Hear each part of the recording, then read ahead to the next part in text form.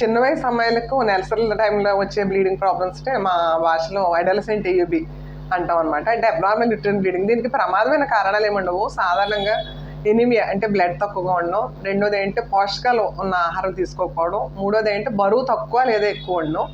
So mostly అంటే almost 60 to 80% యానోవిలెటరీ ఏయుబి అంటాం. అంటే వీళ్ళకి హైపోథాలమో పిట్యూటరీ ఓవేరియన్ యాక్సిస్ ఇమ్మెచ్యూర్గా ఉండడం అనమాట. అంటే ఎగ్ పెరుగుదల విడుదల సక్రమంగా జరగకపోవడం వల్ల almost 80% of the cases HPO axis immaturity వల్ల వస్తుంది.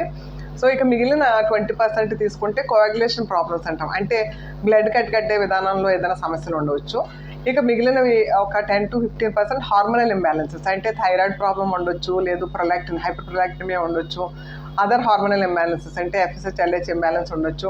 సో ఇలా ఈ హార్మోనల్ ఇంబ్యాలెన్స్ కూడా ఉండవచ్చు అనమాట. సో మనం భయపడకుండా దీనికి కారణం ఏంటి చూసుకొని దాన్ని బట్టి వైద్యం చేసుకుంటే సరిపోతుంది.